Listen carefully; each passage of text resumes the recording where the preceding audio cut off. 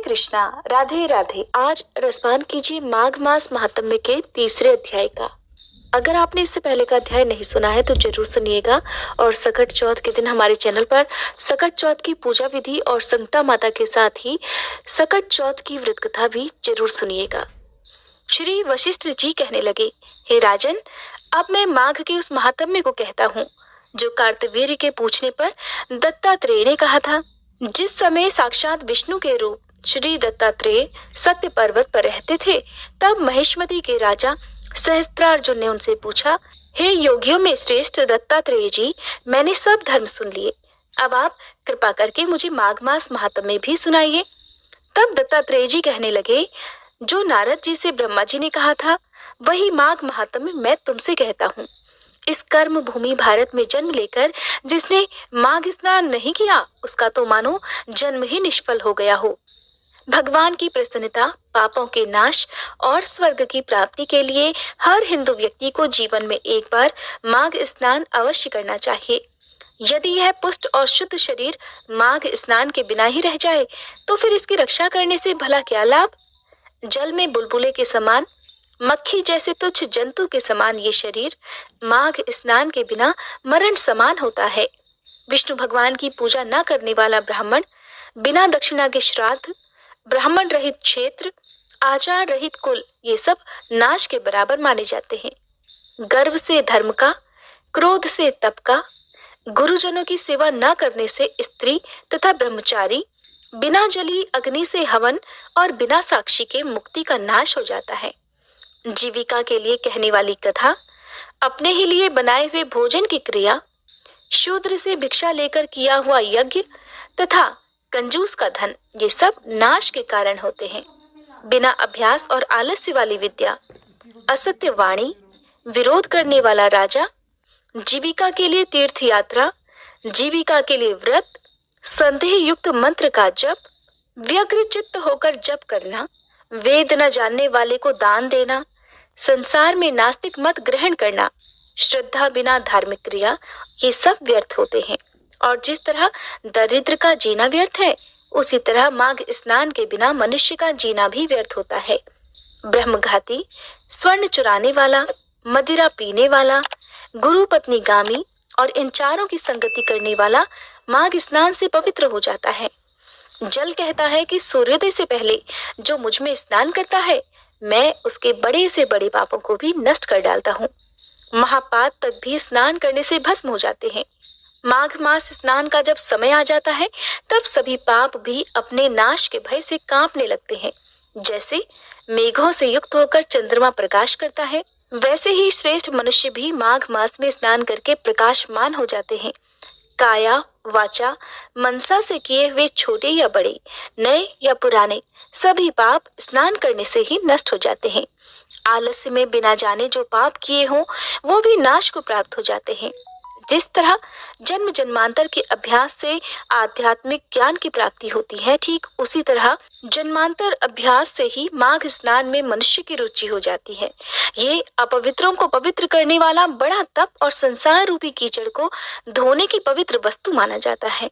इसलिए हे राजन, जो मनोवांछित फल देने वाला माघ स्नान नहीं करते, वो सूर्य चंद्र के समान भोगों को कैसे भोग सकते हैं।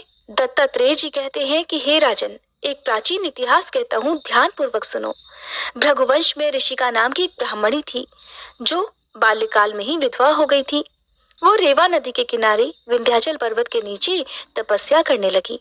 वह जितेंद्रिय, सत्यवक्ता, सुशील, दानशीलता तथा तप करके देह को सुखाने वाली थी। वो अग्नि में आहुति देकर उच्च वृत्ति द्वारा छठे काल में भोजन करती थी। वह वल्कल धारण करती थी और संतोष से अपना जीवन बिताती थी।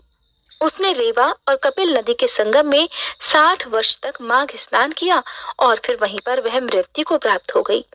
माघ मास के स्नान के फल से वह दिव्य 4000 वर्ष तक विष्णुलोक में वास करके सुंद और उपसुंद दैत्यों का नाश करने के लिए श्री ब्रह्मा जी द्वारा तिलोत्तमा नाम की अप्सरा के रूप में ब्रह्मलोक में उत्पन्न हुई। वह अत्यंत रूपवती, गान विद्या में अति निपुण तथा मुकुट कुंडल से शोभायमान थी। उसका रूप, यौवन और सौंदर्य देखकर ब्रह्मा जी भी चकित हो गए। वह तिलोत्तमा रेवा नदी के पवित्र जल में स्नान करके वन में बैठी हुई थी। तभी सुंद और उपसुंद के सैनिकों ने चंद्रमा के समान उस रूपवती को देखकर अपने राजा सुंद और उपसुंद से उसके रूप की शोभा का वर्णन किया।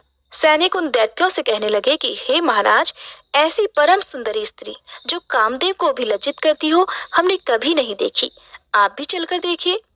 तब वह दोनों दैत्य मदिरा के पात्र रखकर वहां पर आए जहां पर वह परम सुंदरी बैठी हुई थी। दोनों दैत्यों ने मदिरापान किया हुआ था और काम क्रीड़ा से पीड़ित हुए वे दोनों आपस में ही उस स्त्री रत्न को प्राप्त करने के लिए विवादग्रस्त हो गए और फिर आपस में युद्ध करते हुए वहीं समाप्त भी हो गए। उन दोनों को मरा हुआ देखकर उनके सैनिकों ने बड़ा कोलाहल मचाया।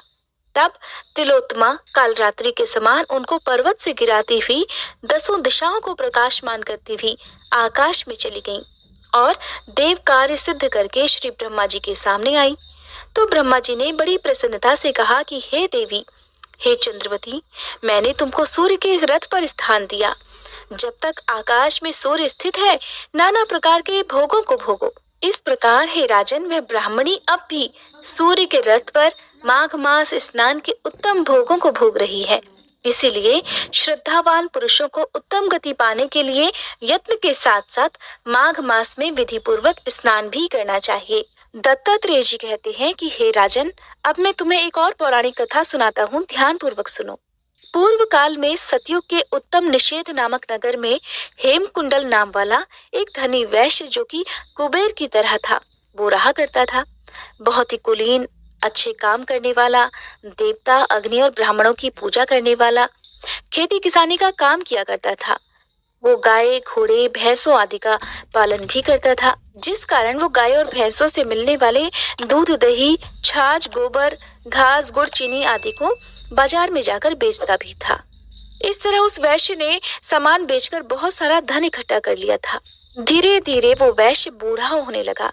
जब इतना बूढ़ा हो गया कि उसे ये एहसास होने लगा कि अब उसकी मृत्यु उसके निकट है, तब उसने धार्मिक कार्य करने प्रारंभ कर दिए। भगवान श्री हरि का एक विशाल मंदिर बनवाया। कुएं, तालाब, बावड़ी और बहुत सारे फलदार और छायादार बाग बगीचे भी लगवाए। यहाँ तक कि वो सूर्योदय से लेकर शाम होने तक दान भी किया करता। गांव के चारों तरफ उसने जल की प्याऊ लगवाई। अपने पूरे जन्म में उसने जितने भी पाप कर्म किए थे उन सभी का प्रायश्चित करने के लिए वो महान पुण्य कर्म करने लगा। उसके 2 पुत्र उत्पन्न हुए जिनका नाम उसने कुंडल और विकुंडल रख दिया।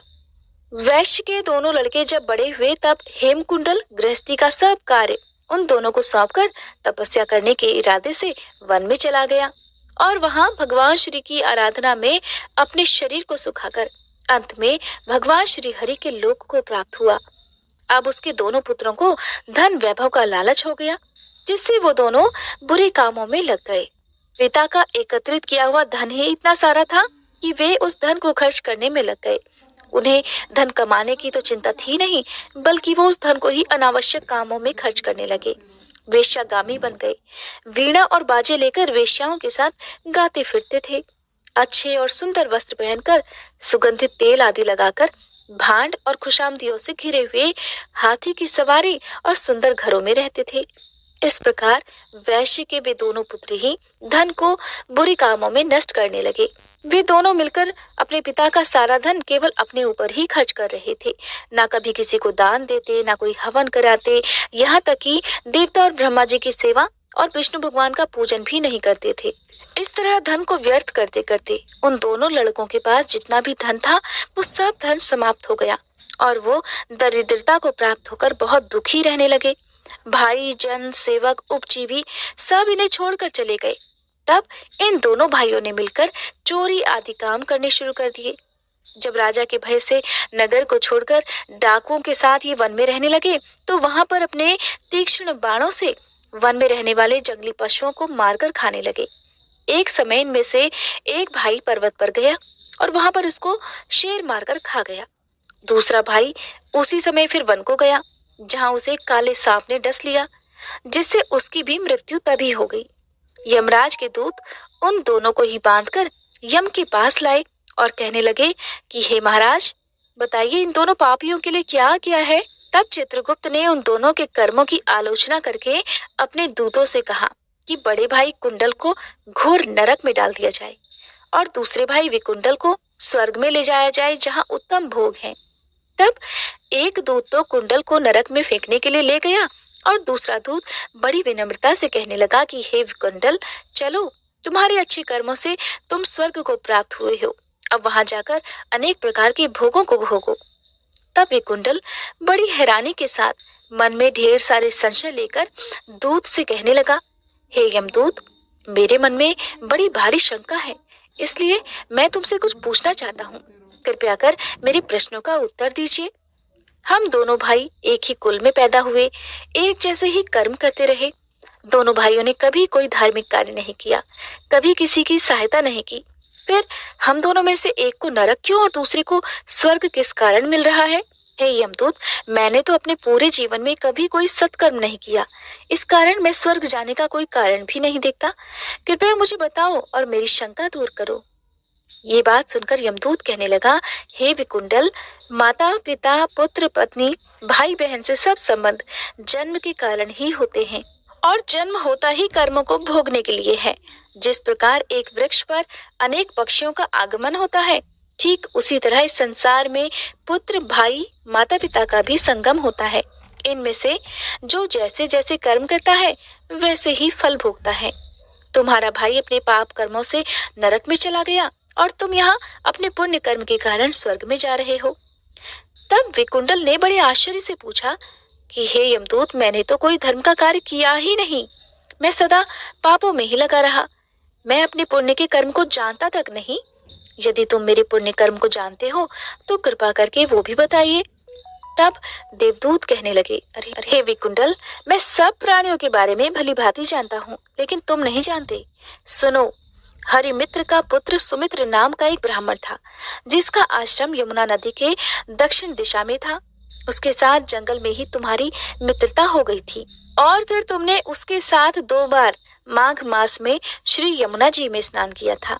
पहली बार स्नान करने से तुम्हारे सब पाप नष्ट हो गए और दूसरी बार स्नान करने से तुम्हें स्वर्ग प्राप्त हुआ। इसलिए हे विकुंडल, तुमने 2 बार माघ मास में स्नान किया, इसी के पुण्य के फल से तुम्हें स्वर्ग प्राप्त हुआ और तुम्हारा भाई नरक को प्राप्त हुआ।